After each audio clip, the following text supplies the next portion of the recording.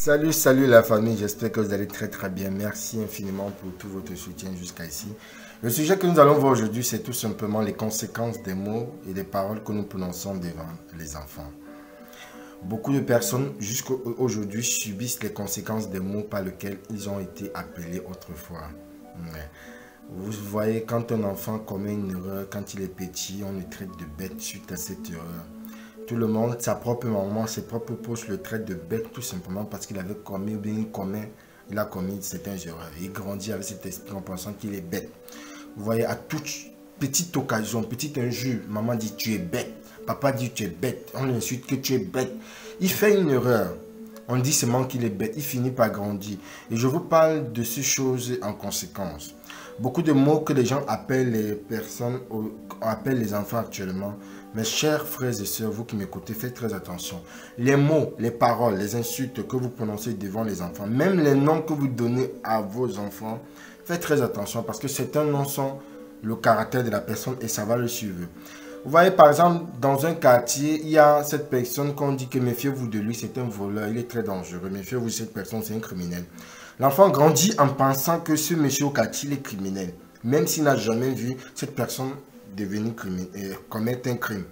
C'est ainsi que quand on insulte un enfant que tu es voleur, tu es bête, tu es idiot, tu es un imbécile, tu es une bordel, tu es une têtue, tu es une tête vide, tu ne vaux rien, tu es stupide, tu es comme ton papa, tu es comme ta maman. Cet enfant grandit en pensant que comme son papa était ivron, ou bien sa maman ivronne, il sera forcément un soulard.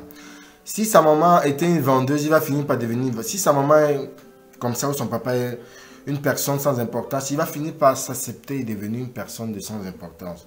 Parce que tout simplement, on l'a traité tel que le cas. Alors, il faut faire très attention à ce genre de mots. Vous qui m'écoutez, faites très attention à ce genre de mots, aux insultes que vous prononcez devant les enfants, la façon, surtout le comportement. Quand on est petit, on commet de certains erreurs. Vous voyez un enfant, par exemple, quand il est petit, il prend par exemple un objet, il ne connaît pas encore, par exemple, la différence, bien il a volé. Supposons que c'est un enfant, il peut voler, il peut commettre ce genre de choses. Ça arrive constamment avec les enfants qui empruntent des choses qui ne les appartiennent pas. Alors, vous allez voir, on va l'insulter à partir de ce moment que tu es voleur. Toi, le petit voleur là, vous voyez, il y a des grandes personnes aujourd'hui, jusqu'à leur âge, à leur vieux âge aujourd'hui, on continue de les appeler le petit bandit là. Et monsieur, aujourd'hui, on l'appelle petit bandit là. Parce que tout simplement, quand il était petit, il a fait ce genre d'acte. On l'a appelé. Pour finir, dans son esprit, il grandit. Et s'il ne fait pas très attention, il va vouloir pratiquer ce genre d'attitude. Il va vouloir mettre ce genre de choses dans sa vie en pensant qu'on l'a insulté délinquant toute sa vie. Il va penser, il va grandir en pensant qu'il est délinquant. Si vous voyez un enfant depuis tout petit, on l'appelle Messi. Ou bien Ronaldo Eto'o. Parce qu'il joue bien le ballon comme Eto'o, bien comme Drogba. L'enfant grandit en pensant qu'il est comme Eto'o, il est comme Drogba, il joue bien comme Eto'o et comme Drogba. Il se voit comme Eto'o et comme Drogba. Donc, si vous voyez un enfant, quand vous voyez un enfant, on le traite de délinquant. Il grandit en pensant qu'il est délinquant, il commence à faire du n'importe quoi. Et elle commence à faire ce qu'elle veut parce que tout simplement, on a trouvé que c'est une petite fille, c'est un petit garçon violent, têtu. Et comme ça, la personne finit par vivre avec ce genre de mots. Et quand il grandit, ce genre de mots, et faites très attention. Vous qui m'écoutez, faites très attention. Il y a des mots que vous dites à des enfants. Même si l'enfant ne se rappelle pas, ce mot peut revenir faire surface au courant de sa vie, au courant de certains âges.